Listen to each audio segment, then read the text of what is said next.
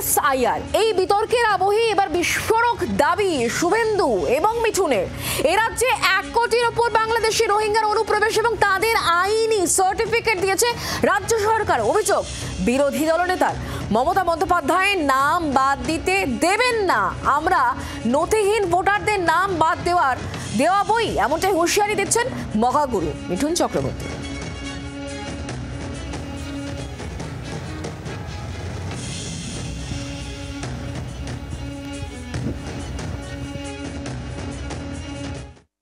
এক 1.5 কোটি লোককে ঢুকিয়ে দিয়েছেন, যারা আমাদের জমি নিচ্ছে, রেশন নিচ্ছে, ভোট নিচ্ছে, সব নিয়ে নিচ্ছে আমাদের। এবং এরা কারা? এরা রোহিঙ্গা আর বাংলাদেশি মুসলমান। ভারতীয় মুসলমানদের, পশ্চিমবঙ্গের মুসলমানদের এই ইস্যুতে ইলেকশন কমিশনকে সহযোগিতা করা উচিত। আমি 15ই আগস্টের পরে এই কন্যা সুরক্ষার মতো রাস্তায় নামবো। রোহিঙ্গা মুক্ত, বাংলাদেশি মুসলমান অনুপ্রবেশ মুক্ত ডক্টর শ্যামা প্রসাদ মুখার্জির বাংলা চাই। রাজ্যের মুখ্যমন্ত্রী বলছেন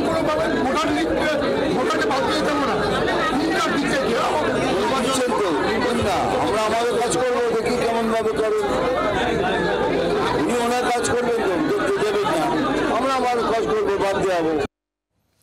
শুনলেন মিঠুন চক্রবর্তী বক্তব্য এবং একই সঙ্গে শুভেন্দু অধিকারী বক্তব্য। এখানে 1 কোটির ওপর বাংলাদেশি রোহিঙ্গা আছে যাদের অনুপ্রবেশ ঘটানো হয়েছে এবং তাদের আইনি সার্টিফিকেট দিয়েছে রাজ্য সরকার, এই অভিযোগ করছেন শুভেন্দু অধিকারী। আমরা কথা বলবো অরূপ চক্রবর্তী এই মুহূর্তে আমাদের সঙ্গে টেলিফোন লাইনে রয়েছেন তৃণমূল কংগ্রেসের। অরূপদা, শুভেন্দু অধিকারী এবং মিঠুন চক্রবর্তী একেবারে বিস্ফোরক মন্তব্য করছেন, বিশেষ করে যখন এসআইআর নিয়ে গোটা দেশ তুলকালাম কাণ্ড, বিরোধীরা পথে নামছে প্রত্যেক দিন, আর তখন রোহিঙ্গা রয়েছে এ রাজ্যে 1 কোটির ওপর, তাদেরকে অনুপ্রবেশ করিয়েছে রাজ্য সরকার, এই অভিযোগ শুভেন্দু অধিকারীর।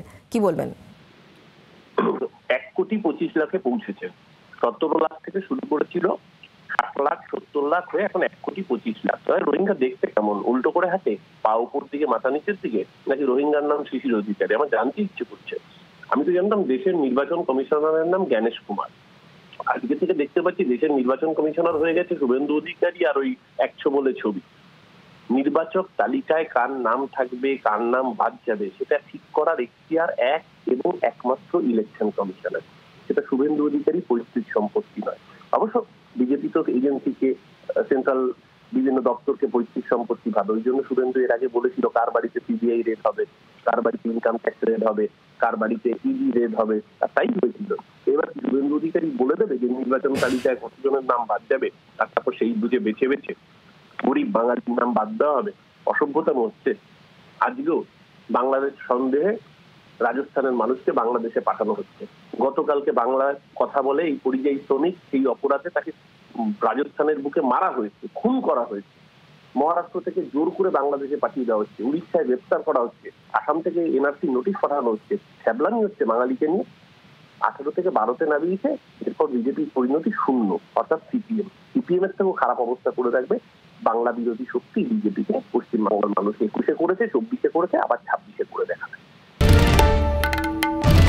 বাংলার আওয়াজ, বাঙালির আবেগ, জি 24 ঘন্টা।